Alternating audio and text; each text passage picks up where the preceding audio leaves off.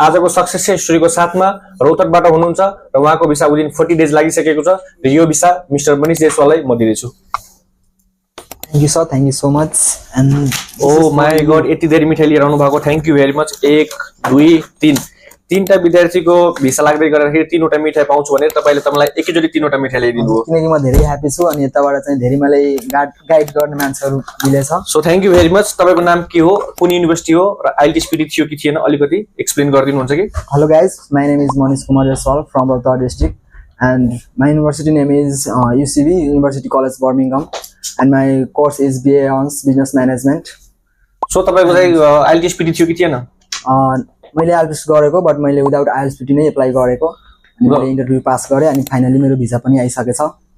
So तपाई खुसी हुनुहुन्छ हामीबाट एप्लाई गर्दाखेरि? Yes sir, I am very happy. So 10 मा कति रेटिङ दिन चाहनुहुन्छ धनञ्जय स्टडी रिपोर्टलाई? म 10 मा 10 रेटिङ दिन चाहन्छु किनकि उहाँबाट चाहिँ धेरै म मोटिभेट भए, धेरै कन्फिडेन्ट आयो मलाई। अनि सो जो विद्यार्थी तपाईले हेरिराख्नु भएको छ नेपालको हरेक ठाउँमा, जस्तै नेपालगञ्ज, विराटनगर, पोखरा, जनकपुरबाट या विदेशमा अध्ययन गर्ने विद्यार्थीहरु जो तपाईले हेरिराख्नु भएको छ, त्यस्तो विद्यार्थीले तपाई के भन्न चाहनुहुन्छ जसको पैसा पनि रेडी छ, डकुमेन्ट पनि रेडी छ, टाइममा अफर लेटर आइराखेको छैन, टाइममा भिसा आइराखेको छैन, अलमलेर बसिराखेको छ, त्यस्तो विद्यार्थीले के भन्न चाहनुहुन्छ?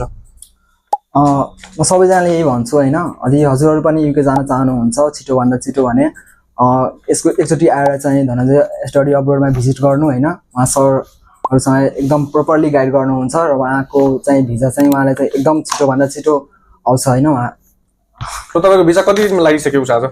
फाइनली मेरो 40 डेजमा चाहिँ भिजा लागेको छ। सो उहाँको भिसा 40 डेजमा लागिसकेको छ।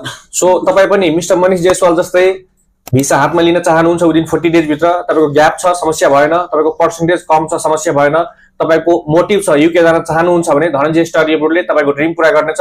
सो स्क्रिनमा दिएको नम्बरमा तपाईले कल, मेसेज र व्हाट्सएप गर्न सक्नुहुन्छ। उहाँको इन्टेक फेब्रुअरी थियो भने अबको इन्टेक अप्रिल र मे छ। सो अप्रिल र मे इन्टेकमा यदि तपाई युके मा हुन चाहनुहुन्छ, तपाईको पर्सेन्टेज कम छ समस्या भएन, सो स्क्रिनमा दिएको नम्बरमा तपाईले कल, मेसेज र व्हाट्सएप गर्न सक्नुहुन्छ।